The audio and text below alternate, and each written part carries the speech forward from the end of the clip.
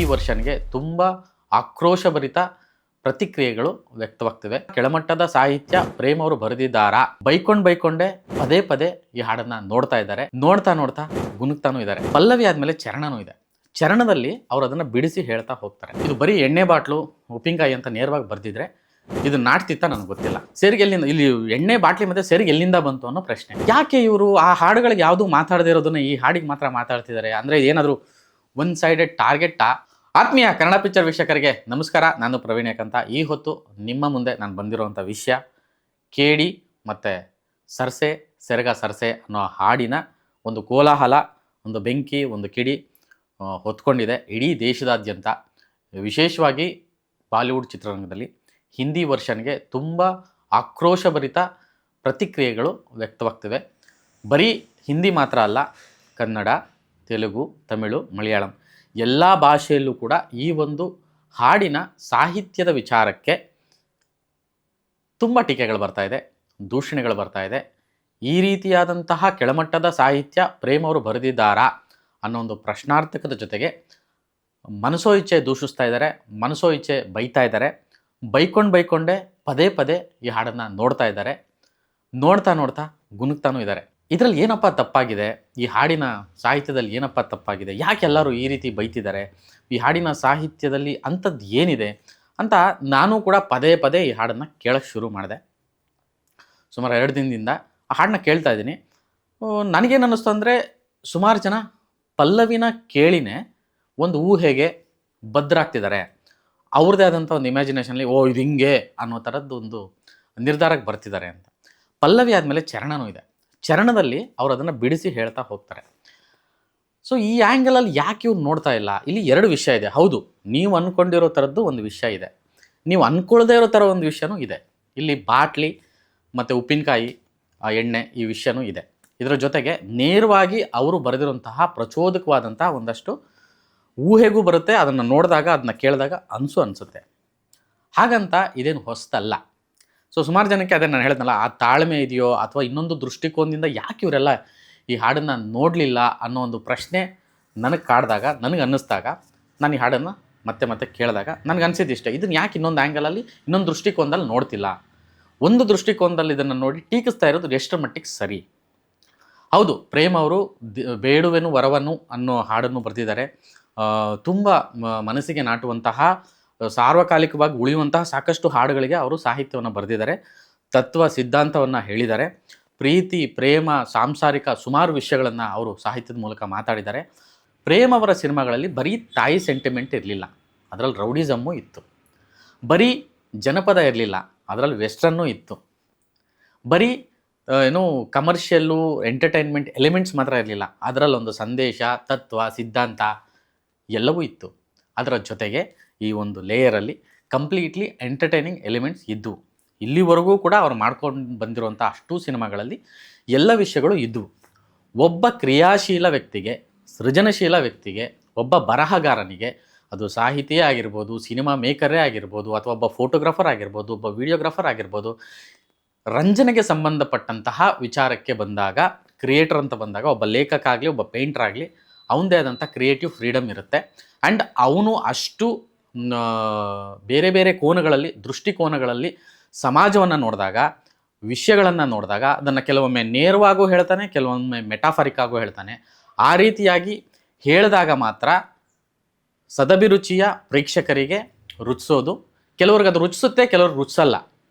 ಹಾಗಂತ ಕ್ರಿಯಾಶೀಲ ಮನೋಭಾವ ಅಥವಾ ಕ್ರಿಯಾಶೀಲರಾಗಿರುವಂಥವರು ಆ ವಿಷಯಗಳನ್ನು ಹೇಳೋ ರೀತಿಯಲ್ಲಿ, ಹೇಳೋ ದಾಟಿಯಲ್ಲೇ ಹೇಳಿದಾಗ ಮಾತ್ರ ಇದು ರೀಚ್ ಆಗುವಂಥದ್ದು. ಅದು ಎಲ್ಲ ಕಲಾರಸಿಕರಿಗೂ, ಪ್ರೇಕ್ಷಕ ವರ್ಗಕ್ಕೂ ಮತ್ತು ವಿಮರ್ಶಕರಿಗೂ ಈ ವಿಷಯ ಗೊತ್ತಿರುತ್ತೆ ಅಂತ ನಾನು ಭಾವಿಸ್ತೀನಿ. ಇನ್ನೊಂದು ವಿಷಯ, ಈಗ ನಾನು ಏನು ಹೇಳಿದೆ, ಕೆಲವೊಬ್ಬರಿಗೆ ಕೆಲವೊಂದು ವಿಷಯಗಳು ರುಚಿಸುತ್ತೆ, ಕೆಲವರಿಗೆ ರುಚಿಸಲ್ಲ. ಆದರೆ ರುಚಿಸಿದರೂ ಪದೇ ಪದೇ ಬೈಕೊಂಡು, ಪದೇ ಅದನ್ನು ತೆಗೆದುಕೊಂಡು ಮತ್ತೆ ಕೇಳುವಂಥದ್ದು, ಮತ್ತೆ ಅದನ್ನು ರಂಜನೆಗೆ ತಗೊಳ್ಳುವಂಥದ್ದು ಒಂದು ಮನಸ್ಥಿತಿ ಇದೆಯಲ್ಲ, ಅದು ಹೇಗೆ ಸಾಧ್ಯ ಹಾಗಾದರೆ? ಸೊ ಈ ಒಂದು ಹಾಡು, ಈ ಹಾಡಿನ ಬಗ್ಗೆ ವ್ಯಾಪಕವಾದ ಆಕ್ರೋಶಗಳು, ಟೀಕೆಗಳು, ಕೆಳಮಟ್ಟದ ಸಾಹಿತ್ಯ, ಕೀಳಮಟ್ಟದ ಸಾಹಿತ್ಯ, ಅಂದರೆ ಅವರ ಇಂದಿನ ಕೆಲಸದ ಇತಿಹಾಸವನ್ನು ಮರೆತು, ಅವರ ಕೆಲಸಗಳನ್ನೆಲ್ಲವನ್ನೂ ಮರೆತು ತುಂಬ ಈಸಿಯಾಗಿ, ತೂಚ್ಛವಾಗಿ ಮಾತಾಡುವಂಥ ಕ್ರಿಟಿಕ್ ಮಾಡುವಂಥ ವಿಚಾರಕ್ಕೆ ನಾನು ಹೇಳ್ತಾ ಇದ್ದೀನಿ. ಸೊ ಇನ್ನೊಂದು ದೃಷ್ಟಿಕೋನ ಯಾಕೆ ನೀವು ನೋಡಿಲ್ಲ, ಯಾಕೆ ಮಾತಾಡಿಲ್ಲ ಅನ್ನೋದೇ ನನ್ನ ಪ್ರಶ್ನೆ. ಸೊ ಈ ಒಂದು ವಿಷಯಕ್ಕೆ ಬರೋದರದಾದರೆ, ಸರ್ಸೆ ಸೆರಗ ಸರ್ಸೆ ಹಾಡಿನ ಸಾಹಿತ್ಯ ನೋಡಿದಾಗ ಪಲ್ಲವಿ ಮತ್ತು ಚರಣಕ್ಕೆ ಕನೆಕ್ಟ್ ಆದಾಗ ಅಲ್ಲೊಂದು ಮೆಟಾಫರಿಕ್ ಇದೆ. ಮೆಟಾಫರಿಕ್ ಆಗಿ ಎರಡು ದೃಷ್ಟಿಕೋನದಲ್ಲಿ ಹಾಡನ್ನು ಬರೆಯಲಾಗಿದೆ. ಅದು ರಂಜನೀಯವಾಗಿದೆ, ಕೇಳೋದಕ್ಕೂ ಮಜವಾಗಿದೆ, ನೋಡೋದಕ್ಕೂ ಮಜವಾಗಿದೆ. ಈ ಥರದ್ದು ಕೊಟ್ಟಾಗಲೇ ಮೇ ಬಿ ನನಗನ್ಸಿದ್ದು ಇದು ಬರೀ ಎಣ್ಣೆ ಬಾಟ್ಲು ಉಪ್ಪಿನಕಾಯಿ ಅಂತ ನೇರವಾಗಿ ಬರೆದಿದ್ರೆ ಇದು ನಾಟ್ತಿತ್ತ ನನಗೆ ಗೊತ್ತಿಲ್ಲ. 100% ನಾಟ್ತಾ ಇರಲಿಲ್ಲ. ಯಾವುದೇ ಒಂದು ವಿಷಯವನ್ನು ಎಂಟರ್ಟೈನಿಂಗ್ ಆಗಿ ಹೇಳಬೇಕು ಅಂತ ಬಂದಾಗ ಈ ರೀತಿಯಾದಂತಹ ಮೆಟಾಫರ್ಗಳನ್ನ ಸೇರಿಸಬೇಕಾಗುತ್ತೆ. ಈ ರೀತಿಯಾದಂಥ ಒಂದು ಎಕ್ಸ್ಟ್ರಾ ಲೇಯರ್ಗಳನ್ನು ಆ್ಯಡ್ ಮಾಡಬೇಕಾಗುತ್ತೆ ಅನ್ನೋದು ನನ್ನ ಅಭಿಪ್ರಾಯ. ಸೊ ಇಲ್ಲಾಂದರೆ ಅದು ನೇರವಾಗಿ ಹೇಳೋಕ್ಕಲ್ಲ. ಸೆರಿಗೆ ಎಲ್ಲಿಂದ, ಇಲ್ಲಿ ಎಣ್ಣೆ ಬಾಟ್ಲಿ ಮತ್ತು ಸೆರಿಗೆ ಎಲ್ಲಿಂದ ಬಂತು ಅನ್ನೋ ಪ್ರಶ್ನೆ. ಸೊ ಸೆರಿಗೆ ಎಲ್ಲಿಂದ ಬಂತು ಅನ್ನೋದಕ್ಕೆ ತಾನೇ ನೀವು ಕೇಳ್ತಾ ಇರೋದು, ನೀವು ನೋಡ್ತಾ ಇರೋದು. ನಾನು ಇಷ್ಟೆಲ್ಲ ಏನಕ್ಕೆ ಮಾತಾಡ್ತಾ ಇದ್ದೀನಿ ಅಂತಂದರೆ, ನನಗೆ ಈ ಎಲ್ಲ ವಿಚಾರಗಳನ್ನ ನೋಡಿ ಅನಿಸಿಕೆಗೆ ನನ್ನದೊಂದು ಅನಿಸಿಕೆನ ನಾನು ನಿಮ್ಮ ಮುಂದೆ ಇಡುವಂಥ ಪ್ರಯತ್ನ ಮಾಡ್ತಾ ಇದ್ದೀನಿ ಅಷ್ಟೇ. ಈಗ ರೀಸೆಂಟ್ಲಿ ಪುಷ್ಪ 2 ಸಿನಿಮಾ ಸಾಂಗ್ ಬಂತು. ಆ ಸಾಂಗ್ ನೀವೆಲ್ಲ ನೋಡಿದ್ದೀರ. ಫೀಲಿಂಗ್ಸ್ ಟು ಫೀಲಿಂಗ್ಸ್ ಅಂತ ಒಂದು ಸಾಂಗ್ ಇದೆ. ಆ ಸಾಂಗಲ್ಲಿ 6 ಗಂಟೆಗೆ ಒಂದು ಸಲ, 7 ಗಂಟೆಗೆ ಒಂದು ಸಲ, 10 ಗಂಟೆಗೆ ಒಂದು ಸಲ ಅಂತ, ಎದ್ದಾಗ ಒಂದು ಸಲ, ಮಲಗಿದಾಗ ಒಂದು ಸಲ ಅಂತ ಲಿರಿಕ್ ಇದೆ. ಆ ಹಾಡು ನಿಮಗೆ ಅಸಭ್ಯ ಅನ್ನಿಸ್ಲಿಲ್ಲ, ವಲ್ಗ್ಯಾರಿಟಿ ಅನ್ನಿಸ್ಲಿಲ್ಲ, ಅದು ತುಂಬ ಒಳ್ಳೆಯ ಸಾಹಿತ್ಯ, ಅದರಲ್ಲಿ ಸಭ್ಯತೆ ಇತ್ತು, ಹಾಡು ಮಜಾ ಇತ್ತು, ಕೇಳೋಕ್ಕೆ ನೋಡೋಕ್ಕೆ ಎಲ್ಲ ಮಜಾ ಇತ್ತು ಅನ್ನಿಸೋ ಥರದ್ದು. ಆದರೆ ಅದರಲ್ಲೂ ಕೂಡ 2 ದೃಷ್ಟಿಕೋನದಲ್ಲಿ ಇದೆ ಸಾಂಗು. ದಯವಿಟ್ಟು ಇನ್ನೊಂದು ಸಲ ಕೇಳಿ, ನೋಡಿ, ಮತ್ತೆ ಈ ಹಾಡನ್ನು ನೋಡಿ. ಅದು ಬಿಡಿ, ನಮ್ಮ ಕನ್ನಡದಲ್ಲೇ ಸಾಕಷ್ಟು ಹಾಡುಗಳಿದೆ ಆ ರೀತಿಗೆ. ಪ್ರೇಮಲೋಕ ಸಿನಿಮಾಗೆ ಹಂಸಲೇಖ ಅವರು ಈ ಗಂಗು ಈ ಬೈಕು ಕಲಿಸಿಕೊಡು ನಂಗು ಅಂತ ಒಂದು ಸಾಂಗ್ ಇದೆ. ಅದರಲ್ಲಿ ಮೇಲೆ ಹತ್ತಬೇಕು, ಸ್ವಿಚ್ ಹಾಕಬೇಕು, ಕ್ಲಚ್ ಒತ್ತಬೇಕು, ಒಳಗೆ ತಳ್ಳಬೇಕು, ಹಿಂದೆ ಎಳಿಬೇಕು, ಎಲ್ಲ ಪದಗಳು ಕೂಡ ಮೆಟಾಫರಿಕ್ ಆಗಿ 2 ಅರ್ಥ ಕೊಡುತ್ತೆ. ಇದನ್ನು ಒಂದು ಸಲ ಕೇಳಿದ ಮೇಲೆ ಮತ್ತೆ ಈ ಹಾಡನ್ನು ಕೇಳಿ. ಆವಾಗ ಈ ಹಾಡಿನ ಬಗ್ಗೆ ನೀವೆಲ್ಲ ಏನು ಟೀಕೆ ಮಾಡ್ತಿದ್ದೀರಾ, ಈ ಪದಗಳ ಬಗ್ಗೆ ಏನು ಟೀಕೆ ಮಾಡ್ತೀರಾ, ಈ ಸಾಹಿತ್ಯದ ಬಗ್ಗೆ ಏನು ಟೀಕೆ ಮಾಡ್ತಾಯಿದ್ದೀರಾ, ಅದ್ರ ಬಗ್ಗೆನೂ ಯೋಚನೆ ಮಾಡಿ.